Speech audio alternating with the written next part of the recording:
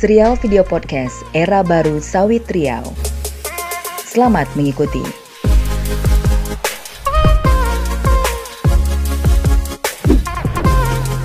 Assalamualaikum warahmatullahi wabarakatuh. Halo teman-teman semuanya. Jalan-jalan ke Kepulauan Meranti di Selat Panjang airnya payau. Kembali lagi di serial podcast Madani edisi Era Baru Sawit Riau. Nah, senang sekali pada hari ini Vivin kembali menjumpai teman-teman sekalian di podcast Era Baru Sawit Riau, menggali inspirasi, pengalaman dan solusi dalam tata kelola sawit yang berkelanjutan. Dan senang sekali pada hari ini tema yang akan kita bahas ini spesial terkait dengan sagu sebagai komoditi andalan Riau selain sawit. Nah, teman-teman sekalian nih, kita mau informasikan juga nih, mungkin penasaran juga siapa sih yang menjadi narasumber kita hari ini. Spesial kalau untuk ngomongin sagu, hari ini narasumber kita luar biasa sekali. Beliau bernama Abdul Maknan atau akrab disapa Cik Manan. Beliau ini memimpin warga Sungai Tohor menolak keberadaan PT Lestari Unggul Makmur dan juga beliau ini merupakan nominator penerima penghargaan Kalpataru dari pemerintah Indonesia melalui KLHK. Luar biasa sekali dan sudah di samping saya Cik Manan. Bagaimana kabarnya Cik Manan? Ya, kabar baik. Kabar baik ya Cik Manan ya. Ini berarti datang dari Selat Panjang nih? Ya, saya datang dari Desa Sungai Tohor. Desa Sungai Tohor. Ya, Kecamatan Tebing Tinggi Timur, Kabupaten Kepulauan Meranti. Oke, baik. Cik Manan, ini kan pada hari ini kita akan membahas terkait dengan komoditi andalan Riau selain sawit. Tapi sebelum kita berbicara lebih jauh tentang komoditi andalan dari Kepulauan Meranti, kita pengen informasikan juga nih buat teman-teman mungkin banyak yang belum tahu juga nih ya kan terkait dengan perjuangan dan pengalaman panjang Cik Manan sebagai aktor kunci dari masyarakat yang berhasil merebut ruang kelola dari ekspansi hutan tanaman industri ya dari PT LUM tentunya tadi seluas 10.390 hektar menjadi hutan desa di Kecamatan Tebing Tinggi Timur Kabupaten Kepulauan Meranti. Mungkin boleh diceritakan sedikit nih perjuangannya Cik Manan pada waktu itu. Ya, untuk perjuangan untuk penolakan PT LUM pada tahun 2008 membuat hasil yang luar biasa bagi masyarakat di Desa Sungai Tohor di Kecamatan Tebing Tinggi Timur. Ada 7 desa yang termasuk dalam konsensi perusahaan PT LUM Lestari Unggul Makmur. Jadi PT LUM ini SK dari Kementerian 2007. Jadi 2008 beliau mau masuk dan mau menggarapkan hutan yang berada di 7 desa di Kecamatan Tebing Tinggi Timur. Dalam hal ini kami masyarakat sangat resah sekali dengan keberadaan perusahaan tersebut. Jadi pada 2008 kami coba berjumpa dengan Walhi Riau, waktu itu adalah Bang Kakak yang ikut bersama-sama mendorong kami untuk berjuang menolak PT LUM. Jadi pada 2008-2009 PT LUM telah membuat kanalisasi sepanjang lebih kurang 30 kilo di daerah kami dan ini kami sangat merasa terganggu keberatan bahwa bukan hutan aja yang habis tetapi komunitas kami sebagai sagu, sebagai ketahanan pangan dan sebagai tolak ukur ekonomi kami bahwa sagu itu adalah sebagai ekonomi bagi masyarakat di Desa Sungai Tohor dan sekitarnya. Disitulah kami mulai dengan masyarakat sama-sama berjuang. Bagaimana perusahaan ini kita tolak. Dalam hal ini kita didampingi oleh NGO Walhi Riau. Nah, saat itu kami 2009 setelah 2009 terus berjuang, berlanjut terus sampai kita orasi, demonstrasi di Jakarta. Bagaimana ini perusahaan tidak bisa masuk di wilayah gambut. Di dalam hal itu perjuangan kita ada 3 perusahaan. Pertama PT LUM, RSL dan RAPP. RAPP berada di Pulau Padang. RSL berada di Pulau Rangsang dan PT LUM berada di Pulau Tebing Tinggi. Alhamdulillah kami dan masyarakat dan kepala desa Sungai Tohor waktu itu Pak Alpihan, sewaktu perusahaan mau masuk dia minta tanda tangan Jobjeti, jadi kami masyarakat menolak dan kepala desa juga menolak, tidak menandatangani tersebut. Kami terus berjuang. Alhamdulillah perusahaan LUM 2009 hanya bisa mengalihkan kanalisasi, lepas itu dia tidak bisa lagi menebang hutan, kami larang oleh masyarakat dan dia keluar dari konsensi tersebut. Perjuangan yang panjang yang kami lakukan pada tahun, terus berjuang sampailah pada tahun 2014, di mana waktu itu 2014 terjadinya pemilihan presiden. Sewaktu itu saya pada tanggal 28 Oktober 2014 membuat suatu petisi belusukan asap Jokowi ke Riau. Sewaktu itu 2014 terjadi kebakaran yang luar biasa di lokasi kanal PT LUM dan NSP. Lebih kurang 2000 hektar terjadi kebakaran di lahan gambut. 2000 hektar ya, 2000 hektar masuk PT NSP. Saat ini PT NSP didenda untuk memperbaiki alamnya lebih kurang 1 triliun. Nah, dalam hal ini kami membuat belusukan asap Jokowi ke Riau itu pada tanggal 28 Oktober. Alhamdulillah petisi kita sudah diterima. Itu melihat Walhi, Greenpeace dan beberapa NGO lain yang mendukung bagaimana Presiden akan turun ke Sungai Tohor. Pada tanggal 27 November setelah 1 bulan dilantik Presiden, Presiden turun ke Sungai Tohor. Dalam hal itu melihat bagaimana keadaan di desa Sungai Tohor, bahwa masyarakat benar-benar menjaga gambut dan potensi kearifan lokal kita adalah sagu. Nah, disitulah lahirnya beberapa instansi juga seperti BRG, lahir juga bagaimana untuk supaya membasahi gambut.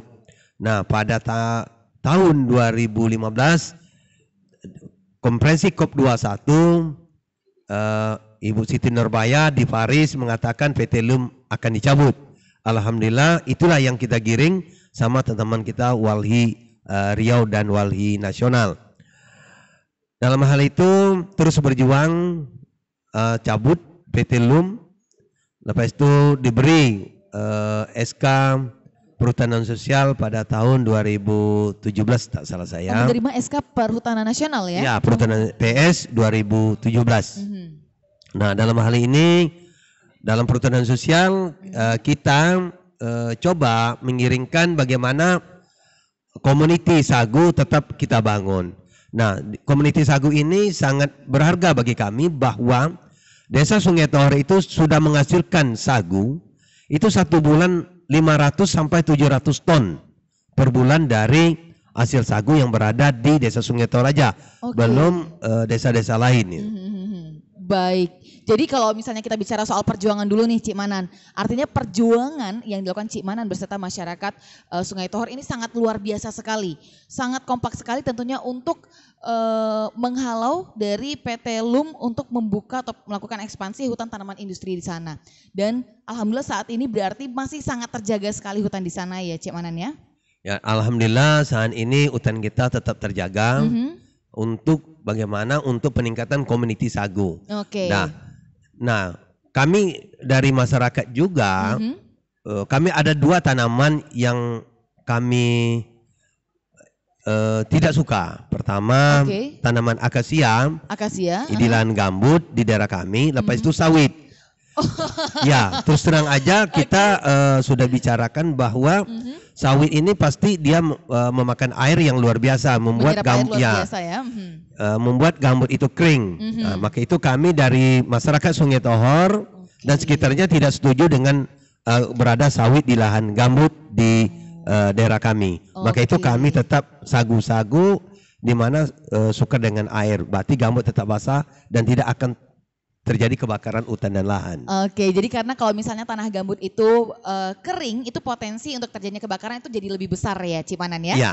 Oke, nah ngomong-ngomong nih soal sagu. Seperti tema kita hari ini adalah sagu sebagai komoditi andalan Riau selain sawit nih. Nah, Ya. kita tahu juga nih berdasarkan informasi, berdasarkan data yang kita terima teman-teman, bahwasannya Kepulauan Meranti ini merupakan salah satu sentra produksi sagu dengan luas perkebunan sagu ini mencapai lebih dari 39.000 hektar. Dan juga melibatkan lebih dari 8.000 petani dan juga jumlah produksi setahunnya itu mencapai lebih dari 239 juta ton. Dan tadi seperti disampaikan tadi oleh Cimanan bahwasannya dalam sebulan saja itu bisa berapa Ci tadi? 700 ton sagu basah. 700 ton dalam 1 bulan. Wow, luar biasa. Jadi ini potensi sagu ini benar-benar sangat luar biasa sekali ya. Nah, kalau misalnya kita pengen tahu juga nih, bagaimana caranya mengelola sagu secara ideal sehingga mempunyai prospek ekonomi yang baik bagi masyarakat di Sungai Tohor? Iya. Jadi kalau kita berbicara tentang sagu, bahwa sagu ini adalah komunitas turun-temurun. Di mana sagu yang berada di Sungai Tohor dan di Kepulauan Meranti ini sebelum Indonesia merdeka, zaman penjajahan Belanda, ini sudah ada sagu. Sudah tumbuh sagu? Ya, sudah ada sagu. Bahwa sagu ini, kalau orang Melayu itu bilang, di mana ada sagu, tidak akan ada manusia itu lapar. Artinya, sagu ini adalah sebagai sebagai makanan, ketahanan pangan ya. Betul. Artinya, sagu ini diolah dengan mudah, tebang pohon, diparut, diperas, hingga dapat pati sagu. Sagu ini memang sebelumnya belum terangkat di Kabupaten Kepulauan Meranti, bahwa orang banyak tidak mengerti tentang pengolahan sagu. Tapi setelah zaman ini maju, jadi tahun 95, itu sagu di desa Sungai Tohor, awalnya itu secara tradisional, itu tahun 95 sudah ada bantuan Presiden Bampres. Mesin dibantu oleh Presiden, mesin dompeng, diparut seperti kelapa dan diperaskan lewat semi modern. Artinya kapasitas produksi bisa meningkat. Nah, waktu itu harga sagu masih murah, 1 kilo baru Rp100 atau Rp125. Setelah terjadi krisis moneter, sagu itu menaik menjadi Rp500. Nah, tahun 98 itu sagu baru Rp500. Nah, berikutnya sagu ini mulai naik harganya sampai 2008 itu harga sudah naik Rp1.100. Nah, sekarang sagu itu pernah menginjak sampai 2.500. Sekarang terjadinya COVID, sagu tinggal lagi 1.600. Oh, jadi sempat naik di angka 2.000-an per kilo. Iya, 2.000. Karena COVID ini turun lagi. Nah, dalam hal ini sagu sebagai community kita adalah sebagai produk andalan bagi Kepulauan Meranti dan Riau sebenarnya. Bukan Meranti aja yang ada sagu, tetapi ada beberapa kabupaten yang berada di Riau, seperti Inhil, Pulau Lawan, Bengkalis, Rohil, mungkin ada sagu di daerah itu. Nah, skala produksi yang besar itu adalah di Meranti. Meranti ada produksi tepung sagu, itu diproduksikan oleh orang kita Cianis, artinya orang yang punya kilang besar, orang kita Tinghua, itu bawanya ke Cirebon. Jadi sagu kita yang kata Mbak tadi berapa ratus ton itu, itu banyaknya bawa ke Cirebon. Nah, dan sagu Sungai Tohor itu yang lucunya, sagu basah kita olah oleh masyarakat 700 ton tadi, itu kita ekspor ke Malaysia. Ada toke yang bawa ke Malaysia. Nah, inilah sebagai perlawanan kita antara harga Cirebon dengan harga di Malaysia. Nah, saat ini sagu harus kita angkatkan sebab sagu adalah salah satu sumber alternatif pangan nasional. Di saat ini apabila dalam COVID terjadinya kelangkaan pangan, insya Allah sagu ini bisa kita angkatkan. Dan sagu ini mempunyai berapa, Meranti sudah menemukan 360 produk sagu. 360 produk sagu, sudah memecah rekor muri di kemarin acaranya di Pekanbaru ini. Ini membuat sebagai motivasi masyarakat bisa meningkatkan UMKM yang berada di setiap setiap kecamatan yang berada di Kabupaten Meranti, khususnya di Sungai Tohor.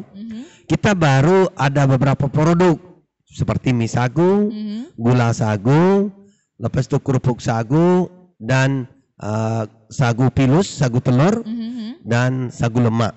Dalam hal ini sagu ini adalah peluang bisnis bagi anak muda, di mana sagu ini bisa, dari mie sagu itu bisa kita buat bermacam-macam makanan. Berbagai macam varian menu ya, Cimanan, seperti mie ayam, soto mie, mie goreng, seperti laksa dan segala macam. Betul. Nah, saya mau di Aceh ada mie sagu, ada mie Aceh. Yeah. Mengapa Riau ini tidak kita gaungkan mie Riau, tapi dari bahan sagu.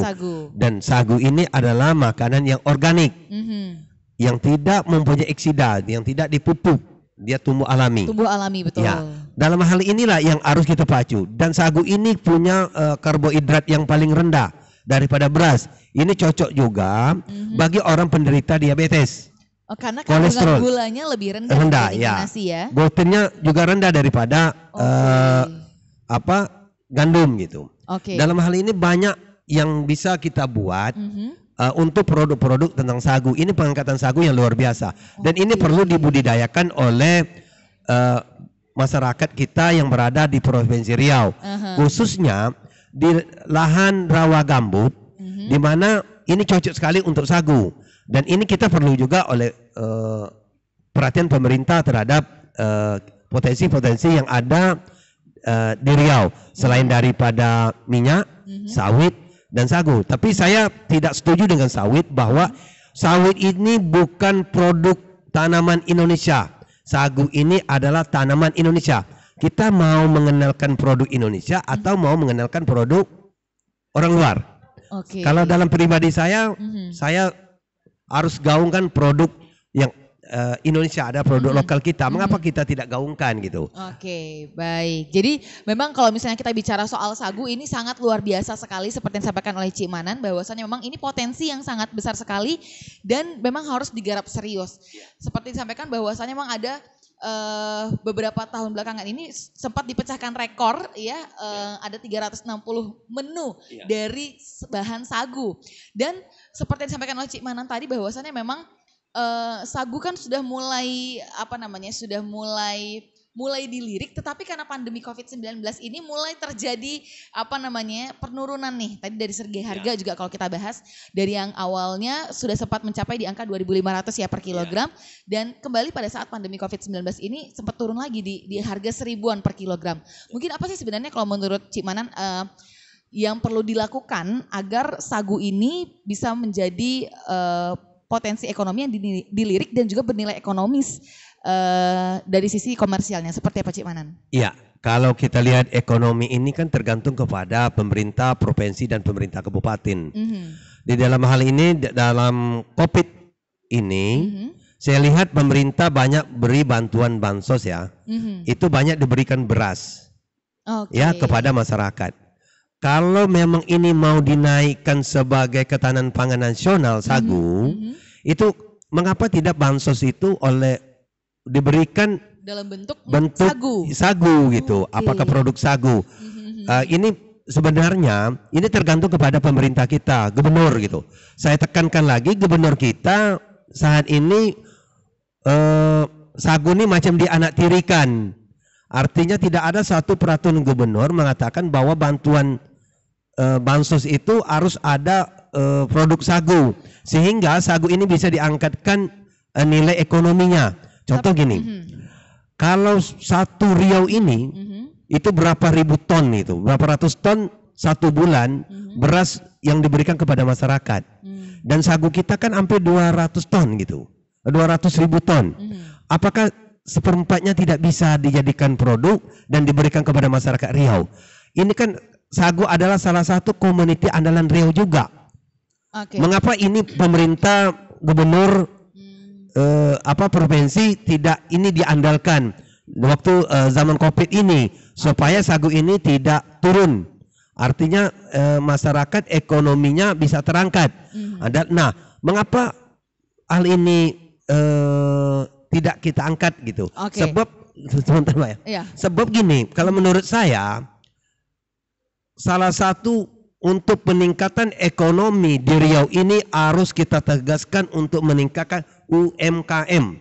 Baik itu sagu dan produk-produk lain yang sesuai dengan kearifan lokal yang berada di setiap kabupaten dan kecamatan gitu. Yang harus diangkatkan. Ini harus jeli oleh pemerintah provinsi. Itu menurut saya. Tapi kalau misalnya sejauh ini kan kita lihat juga bahwasannya pemerintah Provinsi Riau sudah mulai beberapa tahun belakangan ini sebelum pandemi COVID-19 sudah cukup concern, sudah cukup peduli dan menaikkan sagu sebagai komoditi utama Provinsi Riau. Gimana menurut pandangan Cik Manan? Kalau menurut kita baru diekspos Mbak. Kita melihat pemerintah saat ini baru mengeksposkan sagu, bahwanya sagu di Riau ini bagus, terutama di Kepulauan Meranti. Tetapi action di lapangan, apa kebijakan pemerintah terhadap sagu tersebut yang bisa dikenalkan oleh masyarakat kita sendiri. Nah, kalau ada tamu kita dari luar Provinsi Riau untuk mencarikan menu sagu sulit sekali. Contoh aja, saya datang ke Riau ini, di mana ada menu sagu, setiap daerah tidak ada. Nah, saat ini kita mau juga bahwa setiap ada hotel di Riau yang ada di Pekanbaru ini harus ada menu. Kearifan lokal kita di Riau ini adalah sagu. Apakah mie sagu, apakah bubur sagu, apakah itu lempeng sagu. Ini yang belum ada yang dilaksanakan oleh pemerintah kita. Nah, kita contoh Gorontalo. Gorontalo terkenal dengan jagung. Gubernurnya semua masyarakatnya suruh tanam jagung gitu, suruh konsumsi jagung. Tapi kita punya sagu, mengapa gubernur tidak suruh masyarakat kita konsumsi sagu gitu? Ini jadi permasalahan kita. Sebab sagu ini adalah salah satu tanaman yang organik. Mengapa ini tidak kita lakukan? Sebab diabetes yang tertinggi itu adalah di Indonesia. Tapi kita sekarang mengapa untuk mengobati diabetes itu adalah tanaman sagu? Mengapa ini tidak dibudidayakan oleh tidak diangkat oleh pemerintah setempat gitu? Oke, baik. Jadi ini sepertinya curahan hati dari Cik Manan yang merupakan penggiat komoditi sagu nih, teman-teman. Jadi memang kalau seperti yang disampaikan Cik Manan, mungkin ini adalah sebuah harapan untuk pemerintah Provinsi Riau untuk actionnya terkait dengan sagu ini supaya bisa lebih dinikmati oleh seluruh masyarakat Riau ya. Nah, kalau misalnya saat ini kan kita memang tahu bahwasanya memang beberapa program yang dilakukan oleh pemerintah Provinsi Riau ini dalam membranding sagu sebagai salah satu makanan khas Provinsi Riau. Ini juga kalau misalnya kita lihat ada beberapa hotel memang Cik Manan yang sudah menyajikan menu berbahan dasar sagu. Ada juga saat ini mungkin beberapa tempat makan yang juga menyediakan menu sagu meskipun memang tidak banyak. Ini menjadi PR bersama bahwasanya kita berharap agar menu sagu dan menu-menu khas Riau itu memang lebih gampang ditemui di daerah kita ya, Cik Manan ya. Oke, nah sekarang tadi kita mau balik lagi nih soal sagu ini sebagai komoditas baru selain sawit. Kalau misalnya menurut Cik Manan sendiri, ya kan, kita ini kan Riau ini merupakan provinsi dengan komoditas sawit peringkat pertama di Indonesia. Tetapi mengapa justru Cik Manan lebih memilih sagu sebagai sumber penghidupan nih? Padahal sebenarnya mungkin ya kan kalau misalnya sawit ditanam nih di Sungai Tohor ya kan, kalau kita tidak melihat dari sisi lingkungan tapi dari sisi komersialnya mungkin lebih menguntungkan kalau sawit. Tapi kenapa masih pilih sagu? Kalau kita sudah sagu ini adalah turun-temurun Mbak ya. Turun-temurun. Artinya kita meningkat ekonomi kita lebih sagu lagi. Sebab sagu ini sekali tanam itu sampai ke sekali tanam itu anak cucu cicit kita sudah menghasilkan sagu. Sekali tanam aja. Kalau sawit ini kan ada umurnya, ada 25 tahun harus keliling gitu. Replanting lagi ya. Artinya kalau menurut saya, kalau sawit ini kalau kita kaji secara ekonomi, kami bisa 1 hektar itu sagu bisa menghasilkan sagu lebih kurang 25 ton per tahun gitu ya. Itu kalau dikalikan dengan Rp2.000 aja kalau sagu normal itu sudah berapa juta. Kita tidak ada nebas, tidak ada kasih pupuk, itu kita tinggal enak di rumah aja. Kita bisa cari yang lain gitu. Apalagi kita kembangkan dengan produk-produk sagu. Nah, kalau kita kembangkan dengan produk sagu ya. Contoh kita bikin kerupuk sagu. Kerupuk sagu kita bikin dengan 1 kilo sagu basah. Kalau dijadi kerupuk itu dapat 6 hon. Kalau kita dijualkan dengan harga 20.000 aja, 1 kilo itu berapa? Sudah 12.000 kan? Kalau dia misalnya dapat tadi 20 ton per tahun sagu, itu kalau dijadikan kerupuk itu kan bisa 12 ton. 12 ton dikalikan dengan 20.000 udah berapa? Jadi udah bisa membuatkan lapangan kerja sebenarnya. Kalau sawit ini adalah untung individu yang banyak. Ya, untung individu yang punya pengusaha, tapi masyarakat yang menjerit gitu. Kalau sagu tidak. Bisa masyarakat itu sendiri yang mengolahkan produknya dan bisa itu dipasarkan. Nah, lapangan pasar inilah yang mau kita butuhkan oleh pemerintah. Nah, saat ini kita sudah ada dibantu oleh Presiden dengan sentra sagu terpadu yang terbesar nomor 2 di Indonesia setelah Papua. Papua ya. Waduh, ini menarik sekali nih teman-teman. Saya juga jadi sangat bersemangat sekali mendengarkan penjelasan dari Cik Manan bahwasanya memang sagu ini kalau tadi kita tidak dilihat dari sisi faktor lingkungan, tapi dari sisi faktor secara komersil ya. Ini juga sangat menguntungkan karena kalau misalnya dari perkebunan kelapa sawit ini membutuhkan biaya pemeliharaan, biaya perawatan yang tidak sedikit.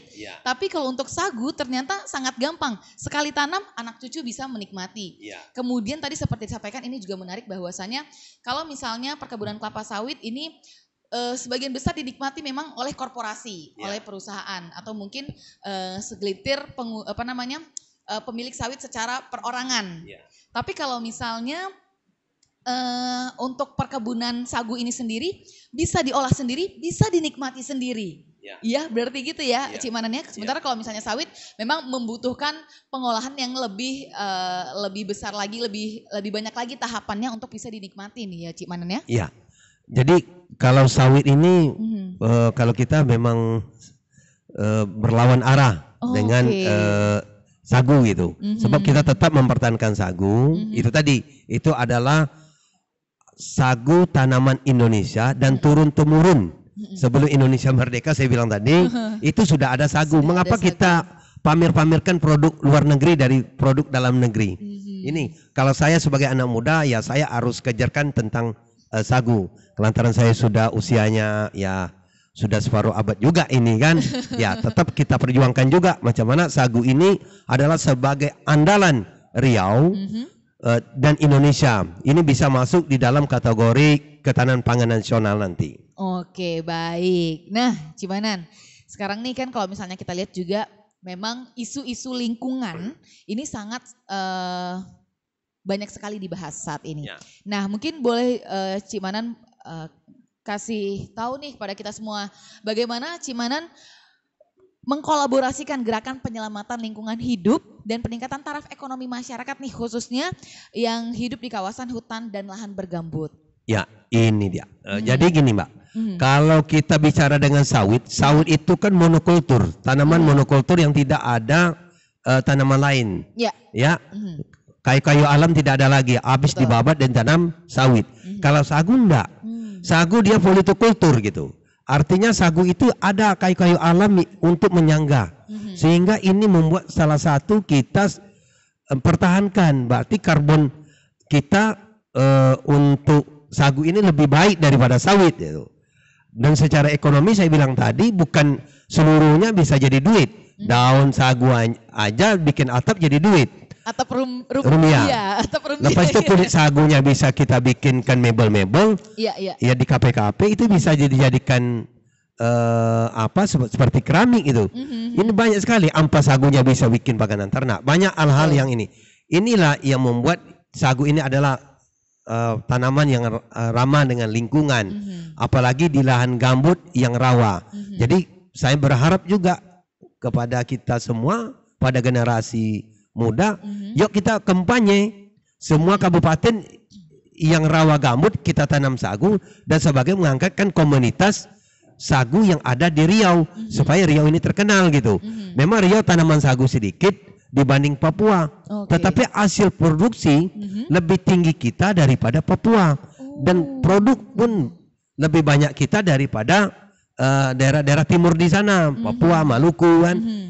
Malah orang Papua belajar tempat kita di Sungai Tor ya untuk membuat produk-produk sagu. Nah, sekarang ini yang anak-anak mudanya gimana? Ada enggak terpikir bagaimana membuat suatu produk sagu yang harus kita kembangkan setiap kabupaten. Jadi kita namanya mie Riau gitu, tapi dari sagu, bukan dari gandum. Kita pamerkan gitu. Ini menurut kita. Jadi kalau ini semua berjalan, perekonomian ini bisa meningkat juga tentang sagu. Saya yakin dan percaya anak muda pasti melirik menanam sagu daripada nanam sawit. Sebab nanam sagu itu sekali tanam ya anak cucu cicit sudah dapat hasilnya. Seperti kami kan, dari nek datuk noyang kami nanam sagu ya sampai saat ini sagu masih ada gitu. Betul. Baik, Cimanan luar biasa, menarik sekali tentunya. Teman-teman, kita juga sebagai generasi muda ini merupakan salah satu hal yang sangat penting ya kan, karena memang salah satu branding yang paling cepat itu dilakukan anak muda sekarang ini lewat sosial media ya Cimanan ya. Iya. Nah, jadi mungkin ini bisa menjadi salah satu hal yang diperhatikan juga nih buat kita nih para generasi muda yang ada di Provinsi Riau untuk sama-sama mengangkat komoditas selain sawit yaitu sagu. Salah satunya bisa dengan kampanye melalui sosial media yang paling gampang dan yang paling cepat membuat viral saat ini ya Cimanan ya. Nah, sebelumnya kita mau tahan dulu nih teman-teman, jangan kemana-mana, nanti kita bakal kembali lagi ngobrol lebih lanjut lagi terkait dengan sagu sebagai komoditas andalan selain sawit. Jadi jangan kemana-mana, tetaplah di podcast Era Baru Sawit Riau. Oke teman-teman, kembali lagi bersama kita di podcast Era Baru Sawit Riau, dan Vivin masih bersama dengan Cimanan yang merupakan pejuang sagu dari Sungai Tohor, Kepulauan Meranti.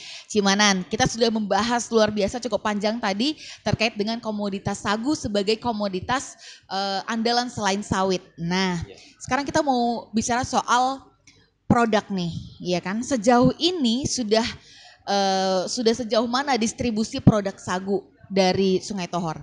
Ya, kalau untuk produk sagu di Sungai Tohor, dari sagu basahnya udah sampai ke Malaysia ya. Oke, ya, sagu basahnya sudah sampai ke Malaysia. Ya, tapi kalau untuk produk turunan sagu itu seperti mie sagu, kerupuk sagu, itu ada beberapa kabupaten dan provinsi yang baru kita jajaki. Pertama, yang jelas ya di daerah Pulau Lawan, Siak, di Inhil, daerah Guntung, Kepri, daerah Balai Karimun dan Tanjung Pinang udah sampai kita. Bahkan kita sudah pernah juga sampai produk kita ke Jepang. Oh, ke Jepang? Ya, pas tamu Jepang datang dia bawa produk kita. Jadi oleh-oleh di sana dan beliau sudah cek di labor Universitas Kyoto. Makanan kita termasuk grade A untuk komunitas sagu kita. Itu sudah disampaikan terhadap kita. Dan juga di UI ya sudah pernah juga melihat sagu kita. Kemarin ada teman-teman kita mahasiswa UI hadir pada tahun 2015 datang melihat sagu, potensi sagu yang ada di Desa Sungai Tohor. Dalam hal ini banyak produk-produk kita sudah keluar. Nah, dalam hal ini juga kita mau akademis yang ada di Riau lebih banyak lagi meneliti tentang produk apa untuk meningkatkan produk sagu yang lebih baik lagi, original gitu kan. Ini yang harus ditingkatkan secara organik gitu. Nah, saat ini kami lagi lembaga NTTV sedang bagaimana mengodok produk sagu ini lebih dikenal lagi dan bisa dipancanegara. Kita sudah kerjasama juga Walhi, NTTV dan beberapa teman NGO yang lain untuk mengangkatkan sagu. Sekarang itu Walhi lagi adopsi pohon sagu ke Sungai Tohor bagaimana untuk meningkatkan kapasitas produksi sagu dan bisa menyebarkan keluar daripada Provinsi Riau. Dalam hal ini produk kita sudah mulai terkenal. Tapi saya mengharapkan juga kepada generasi muda jangan putus asa. Bagaimana ini produk bisa dikembang dan bisa dipasarkan lewat online mungkin, Ini ada suatu peluang bisnis bagi anak muda gitu. Oke, baik. Jadi peluang bisnis buat anak muda ya. Jadi seperti disampaikan juga tentunya ini membutuhkan partisipasi dari semua pihak ya, Cimanan ya. Berarti ya dari pemerintah, dari akademisi juga ya. Yang penting akademisi, sebab akademisi ini adalah salah satu kata-katanya yang didengarkan oleh pemerintah, sebab dia orang ilmuwan. Betul. Ini yang harus kita tekan kepada akademisi yang ada, apalagi yang ada di Riau gitu. Di Riau. Harus banyak belajar tentang produk ketahanan pangan kita sagu yang sebagai andalan di Riau. Ini harus kita garapkan bersama-sama. Kami selaku masyarakat hanya bisa memproduksi bagian setengah jadi dan pengolahan makanan ini harus perlu dari akademis, sebab dia punya lab supaya bisa menentukan makanan kita nih yang original, yang organik, dan bagaimana bisa masuk ke tubuh kita itu aman gitu, yang tidak punya zat kimia. Ini harapan kita ke depan. Oke, jadi bukan hanya sebatas penelitian terkait dengan tanaman sagu, tapi juga penelitian terkait dengan produk olahan sagu ya, Cimanan ya? Dengan produk sagu itu yang penting. Baik, nah Cimanan, ini kan kita juga dapat informasi nih bahwa Cimanan ini merupakan nominator penerima penghargaan Kalpataru dari pemerintah Indonesia melalui Kementerian Lingkungan Hidup dan Kehutanan Republik Indonesia. Nah, kalau boleh tahu nih sebenarnya apa sih yang dilakukan Cimanan kok bisa sampai dapat penghargaan nih tahun 2016 nih. Dan sempat bertemu presiden ya berarti waktu itu ya? Iya. Nah, boleh diceritain dong. Iya, kami saya dan kawan-kawan kami coba bagaimana mempertahankan hutan yang di lahan gambut dengan potensi sagu, dan kita mengembangkan sagu yang ramah lingkungan. Ini mungkin salah satu nilai plus bagi kita. Dan kami sekarang dan kawan-kawan sudah punya labor untuk penelitian tentang sagu, di mana kami di situ ada pembibitan sagu, ada pembibitan kayu alam. Di situ kita ada ukur air hujan, di situ kita ada ukur water level, penurun air gambut, dan kita punya juga pengukuran subdensi gambut yang berada di Sungai Tohor. Kita ada berapa tempat kita buat. Ini bertujuan 1 bulan itu berapa senti turun dan berapa senti naik. Ini yang kami ukur, kami sudah hampir 6 bulan sudah lakukan ini. Alhamdulillah ini masih stabil. Kalau yang tidak stabil itu subdensinya, apabila terjadi kanalisasi, kita ukur itu gambutnya pasti turun. Dan gambut yang ada di dalam hutan itu tetap stabil. Nah, maka itu gambut tidak boleh dirusakkan dan tidak boleh buat kanalisasi. Ini membuat penurunan gambut. Penurunan kadar mungkin air di gambut. Dari sisi situ mungkin kita diberilah penghargaan monitor Kalpataru oleh Ibu Siti Nurbaya Bakar. Oke, luar biasa. Ini perjuangan dari Cimanan dari mempertahankan lahan ya sampai dengan bagaimana mengelola lahan gambut agar tidak terjadi penurunan kadar air seperti yang disampaikan, untuk mencegah juga itu potensi terjadinya kebakaran hutan ya. Iya. Nah, samping itu juga saya tambah lagi, lupa sekat kanal, blocking kanal itu. Itu yang kita buat. Kita sudah jagakan yang bantuan Presiden Jokowi kemarin dengan 300 juta kita bikin 1 beton dan 12 buah kayu. Ini kami jaga dengan baik supaya ini air gambut tetap stabil dan sagu ini bisa tumbuh dengan baik. Betul, karena kalau misalnya sudah dibuat kanalisasi seperti yang disampaikan tadi, maka kadar airnya akan menyusut ya, akan berkurang. Nah, baik, tadi ngomong-ngomong soal penghargaan Kalpataru lagi nih, Cimanan, apa sih yang sempat disampaikan Presiden pada waktu itu? Ya, Presiden waktu datang Sungai Tohor, beliau bilang jagakanlah potensi kearifan lokal yang berada di daerah ini, seperti sagu, di mana sagu ini ramah dengan lingkungan di lahan gambut. Itu pesan beliau. Dan saat ini beliau sudah memberikan suatu penghargaan bagi kami masyarakat. Pertama perhutanan sosial, X dari PT LUM, dia bilang tetap kita cabut dan ini akan dikelola oleh masyarakat. Alhamdulillah ini sudah menjadi PS perhutanan sosial, itu 10.390 hektar. Dan juga Presiden sudah memberi juga hadiah sahabat kita, itu sentra sagu terpadu. Jadi Presiden itu sudah memberi ruang pada kami, pada masyarakat Sungai Tohor, Kabupaten Kepulauan Meranti. Ulu dan ilirnya sudah diberi. Tinggal lagi produk sagu, bagaimana generasi muda bisa memantukan dengan hasil produksi sentra sagu terpadu nanti. Ini anak-anak muda ini diberi peluang untuk bisa memasarkan ke mancanegara, khususnya produk Indonesia gitu. Oke, itu harapannya untuk anak muda ya? Ya, untuk anak muda. Saat ini anak muda untuk kearifan lokal saya lihat masih belum jeli gitu. Jadi saya coba dalam kesempatan ini kita sama-sama berpikirkan bagaimana kearifan lokal kita yang berada setiap daerah. Yuk kita angkatkan bersama-sama demi menjaga lingkungan kita, jangan terjadi lagi riau kebakaran yang luar biasa gitu. Baik, luar biasa. Ciumanan luar biasa hari ini tentunya memberikan semangat bagi kita para generasi muda untuk lebih jeli lagi melihat potensi terutama dari sisi UMKM ya. Mengangkat lagi potensi-potensi dan komoditas sagu sebagai alternatif selain sawit. Nah, baik, mungkin terakhir tadi sudah ada harapan untuk anak muda, mungkin terakhir harapannya untuk pemerintah dan juga masyarakat, silakan.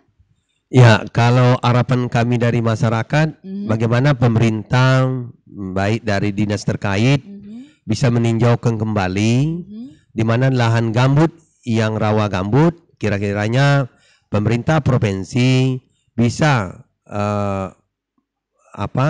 memberi bantuan atau membuat suatu terobosan bagaimana ini ditanami sagu sebagai komunitas andalan Riau gitu. Dan kepada kita semua, terutama pemerintah, Pak Gubernur, ini kira-kiranya secepat mungkin bagaimana sagu harus kita patenkan, harus ambil IG-nya, berarti mie Riau, berarti dari mie sagu, berarti kita patenkan ini adalah miliknya Riau, jangan sempat orang lain yang dapat. Ini harapan kita supaya Riau ini selain kita andalkan dengan potensi minyak, kelapa sawit katanya, dan sagu. Tapi kalau saya minyak, sagu, kelapa sawit gitu. Sebab dulu sagu daripada kelapa sawit. Nah, ini yang tertinggal oleh kita dan kita harus melihat sejarah bahwa Kerajaan Siak itu dialah mungkin moniator untuk penanaman sagu di setiap daerah di pulau-pulau yang berada di Provinsi Riau. Jadi ini perlu kita kenangkan jasa-jasa para pendahulu kita untuk menjaga kelestarian lingkungan yang berada di Provinsi Riau. Baik, terima kasih Ciumanan atas bincang-bincang hari ini ya terkait dengan tema kita pada hari ini yang spesial luar biasa, sagu sebagai komoditas andalan Riau selain sawit. Mudah-mudahan ini menjadi semangat buat kita bersama seluruh masyarakat. Kita saling bahu-membahu tentunya untuk mau menggunakan produk lokal, mendukung UMKM masyarakat sehingga kita tentunya berjaya di negeri kita sendiri gitu ya. Nah, baik teman-teman sampai di sini dulu untuk podcast kita kali ini ya. Terima kasih sudah menyaksikan. Wassalamualaikum warahmatullahi wabarakatuh. Sampai jumpa.